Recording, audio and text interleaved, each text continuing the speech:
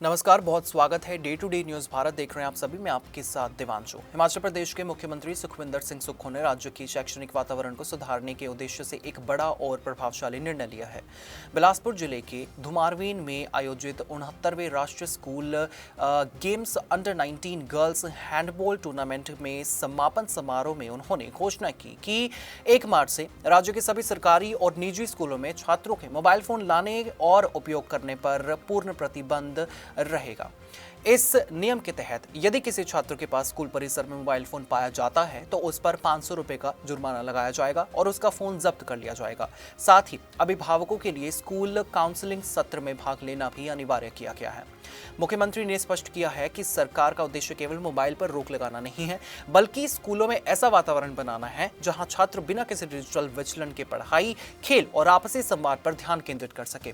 उन्होंने कहा कि विश्व स्तरीय शिक्षा देने का लक्ष्य तभी पूरा हो सकता है जब छात्र अपनी एकाग्रता और अनुशासन को बनाए रखें। अपने सरकारी स्कूल के दिनों को याद करते हुए उन्होंने कहा कि शिक्षा की गुणवत्ता और सादगी ही छात्रों की सबसे बड़ी ताकत होती है और आज मोबाइल फोन उसी सादगी को प्रभावित कर रहा है।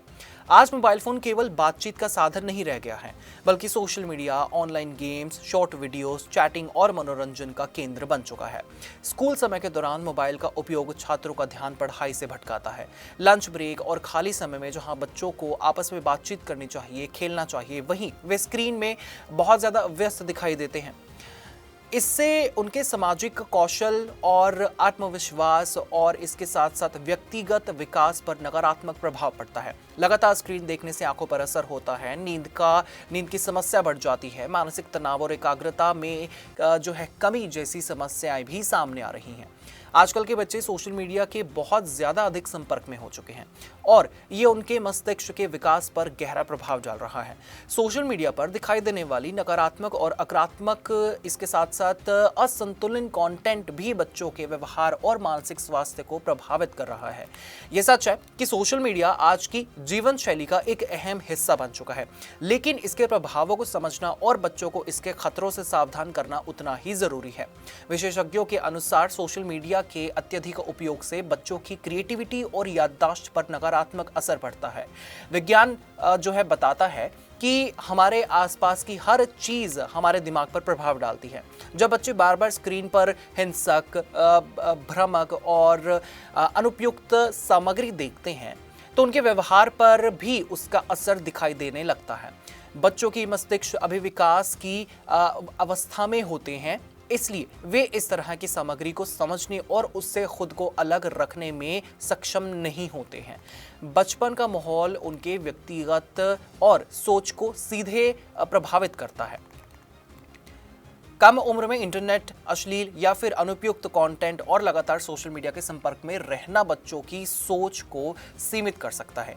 वे दूसरों की देखी दिखाई चीजें की नकल करने लग जाते हैं और अपने मौलिक विचार विकसित करने से वे पीछे रह जाते हैं। इससे उनकी रचनात्मकता घटती है और नए विचारों को सोचने की क्षमता बहुत ज्यादा कमजोर हो जाती है। इसके अलावा सोशल मीडिया के अत्यधिक उपयोग से बच्चों की स्मृति क्षमता भी प्रभावित होती है। उन्हें नई जानकारी को याद रखने में कठिनाई होने की शिकायतें आने लग जाती हैं और ध्यान केंद्रित करना उनके लिए बहुत ज़्यादा मुश्किल हो जाता है। लगातार स्क्रीन बदलने और तेज़ी से बदलते कंटेंट की आदत उनके दिमाग को गहराई से सोचने की क्षमता से बहुत ज़्यादा दूर कर देता है।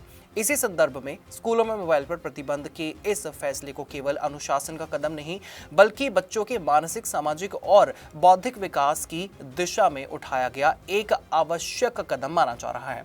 इस निर्णय के कई सकारात्मक पहलू हैं। सबसे बड़ा फायदा ये होगा कि छात्रों की पढ़ाई में ध्यान बढ़ेगा और कक्षा में शिक्षक छात्र संवाद बेहतर होगा। छात्र आपस में ज्यादा बातचीत करेंगे, टीम वर्क और सहयोग और बहुत सारी इस तरह की भावनाएं जो कि उन लोगों को आगे लेकर जा सके एक साथ, वो सारी चीजें बढ़ेंगी। खेलकूद और शारीरिक गतिविधियों में भागीदारी बढ़ेगी, जिससे उनका शारीरिक और मानसिक स्वास्थ्य बेहतर होगा। स्क्रीन टाइम कम होने से बच्चों की दिनचर्या संतुलित होगी और वे वास्तविक दुनिया से ज्यादा जुड़ पाएंगे। हालांकि इस फैसले के कुछ व्यवहारिक पक्ष भी हैं जिन पर ध्यान देना भी बहुत जरूरी है। कई अभिभावक सुरक्षा कारणों से बच्चों को मोबाइल देते हैं ताकि वे संपर्क में रह सकें।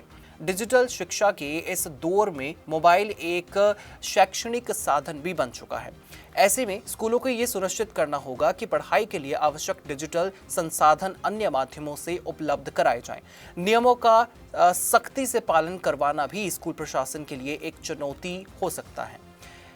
इसीलिए सरकार ने अभिभावकों के लिए काउंसलिंग सत्र को अनिवार्य बना दिया गया है, ताकि माता पिता भी इस निर्णय के उद्देश्य को समझ सके और बच्चों को सहयोग दे सकें।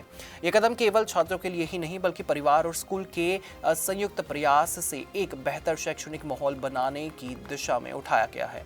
मुख्यमंत्री ने इस अवसर पर खेल और खेल पर्यटन को बढ़ावा देने के प्रयासों का भी उल्लेख किया है। उन्होंने घोषित किया कि एशिया खेलों में भाग लेने वाली महिला खिलाड़ियों को रोजगार के अवसर दिए जाएंगे। राष्ट्रीय हैंडबॉल चैंपियनशिप में हिमाचल टीम की जीत पर 20 लाख रुपए का नकद पुरस्कार देने की घोषणा भी की है। साथ ही छात्र एथलीटों के दैनिक आहार भत्ते को बढ़ाकर राज्य स्तरीय प्रतियोगिताओं के लिए 400 रुपए और राष्ट्रीय प्रतियोगिताओं के लिए 500 रुपए कर दिया गया है। 200 किलोमीटर से अधिक की यात्रा करने वाले खिलाड़ियों को हवाई यात्रा की सुविधा देने की बात भी इसमें कही गई है। यह स्पष्ट है कि सरकार शिक्षा और खेल दोनों क्षेत्रों में संतुलन बनाना चाहती है, संतुलित एक विकास लाना चाहती है। स्कूलों में मोबाइल प्रतिबंध का फैसला उसी सोच का एक हिस्सा है, जिसमें छात्रों को अनुशासन, एकाग्रता, स्वास्थ्य और सामाजिक विकास की ओर प्रेरित किया जा रहा है। यदि इस नीति को सही तरीके से लागू किया गया और अभिभावकों का सहयोग मिला तो ये पहल भविष्य में छात्रों के समग्र विकास के लिए एक उदाहरण बन सकती है। आप इस बारे में क्या कुछ कहना चाहेंगे या फिर आपकी क्या कुछ राय है, आप हमें कमेंट सेक्शन में जरूर बता सकते हैं। इसी के साथ मुझे दीजिए इजाजत। Day to day news Bharat आपके साथ हमेशा ये वादा करता है निष्पक्षता के साथ पत्रकारिता करने का, सटीकता के साथ आपको हर एक खबर दिखाने का। हमारे चैनल का कोई भी पत्रकार ना किसी से कोई तोहफा लेता है, ना कोई विज्ञापन लेता है, ना ही किसी को ब्लैकमेल करता है। हम और हमारा चैनल हमेशा ये कोशिश करता है कि हम दबे कुचले लोगों की आवाज़ बने। इसी के साथ हम ऐसे किसी भी व्यक्ति की खबर नहीं चलाते जो कि भोले भाले लोगों को ठगता हो, उन्हें परेशान करता हो। इसी के साथ हमारे चैनल का मकसद होगा लोकतंत्र के चौथे स्तंभ को लोगों की नजरों में फिर से मजबूत करना। Day to day news Bharat को सब्सक्राइब, लाइक और शेयर करना बिल्कुल भी मत भूलिएगा।